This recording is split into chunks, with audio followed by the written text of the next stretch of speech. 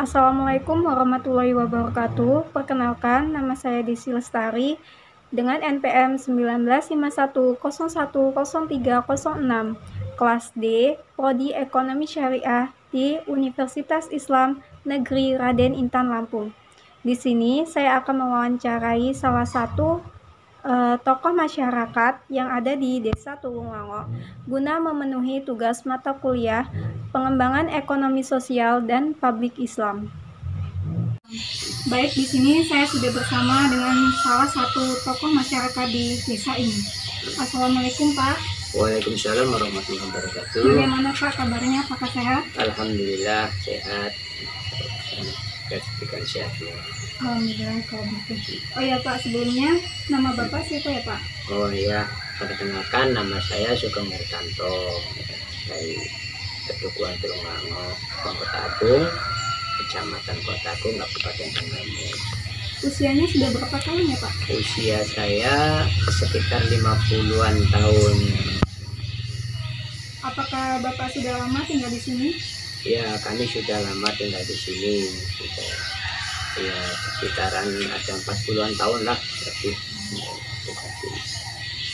Baik Pak, kalau begitu kita langsung saja ke pembahasan tema yang mengenai ekonomi sosial. Jadi seperti yang telah kita ketahui, beberapa tahun kebelakang ini kan terdapat kasus COVID nih di Indonesia. Itu mengakibatkan pemerintahan itu mengeluarkan beberapa kebijakan seperti distancing sosial. Nah, dari kebijakan tersebut apakah berdampak terhadap ekonomi sosial di masyarakat desa ini Pak? Ya, benar. Jadi setelah adanya COVID-19 ini sebenarnya nampak betul dampaknya, terutama di ekonomi. Sedangkan kita ini sebagai manusia tidak luput dari ekonomi yang tentunya membutuhkan kebutuhan sehari-hari. Adapun sosialnya adalah bagaimana kita harus secara manusia ini memang harus interaksi atau berhubungan dengan sesama manusia, sedangkan kebijakan itu kita terbatas nanti itu.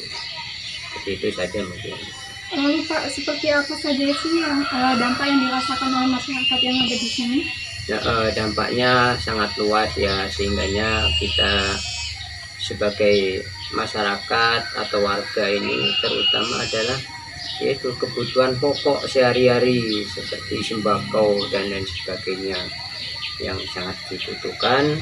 Itulah kesulitan kami yang dirasakan. Apakah ada dampak lainnya Pak? Dampak negatifnya mungkin? Dampak negatifnya sudah jelas, karena yang manusia ini tidak luput dari kebutuhan sehari-hari seperti sembako, sedangkan sembako ini tidak terpenuhi sehingga bisa menimbulkan dampaknya adalah salah satu kriminal, seperti ya namanya kebutuhan yang harus diutamakan tidak terpenuhi, maka akan terjadi kriminal seperti itu. Nah, Pak, kalau boleh tahu tindakan kriminal apa yang pernah terjadi di desa ini? Nah, itu kriminal inilah tidak jauh sebenarnya kebutuhan manusia, sehingga sering terjadi penjarahan untuk memenuhi kebutuhan sehari-hari sembako itu tadi. Mungkin terjadi penjarahan di supermarket dan lain sebagainya, atau semakin rawannya ya penjamretan dan lain sebagainya seperti itu. Nah, baik, jadi itu berdampak negatif ya Pak? Ya, kemudian setelah itu juga yang saya ketahui itu pemerintah itu melakukan program seperti program bantuan sosial Pak. Sebelumnya apakah Bapak pernah mendapatkan bantuan sosial? Ya, kami setelah ada beban dari dampak COVID ini, kami pernah mendapatkan 1 kali bantuan sosial tersebut. Lalu Pak, apakah Bapak tahu kalau masyarakat di sini apakah banyak yang mendapat bantuan tersebut? Ya, banyak juga yang mendapatkan bantuan sosial tersebut di masyarakat kami. Menurut Bapak, bantuan tersebut, dengan adanya bantuan sosial tersebut, apakah bisa membantu ekonomi sosial di masyarakat ini? Ya, alhamdulillah sedikit bisa terbantu dan bisa kebutuhan yang seketika itu bisa terbantu.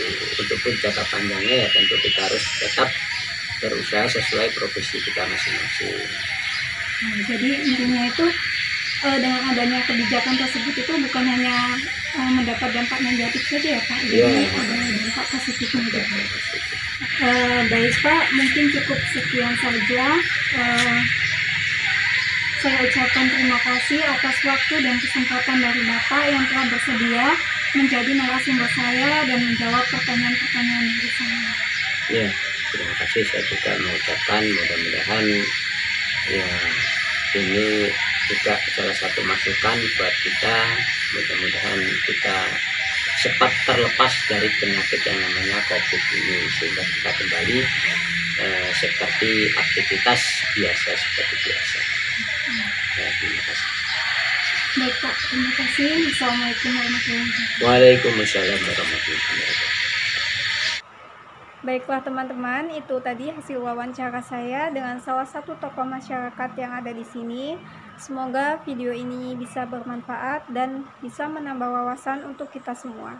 Sekian, terima kasih. Wassalamualaikum warahmatullahi wabarakatuh.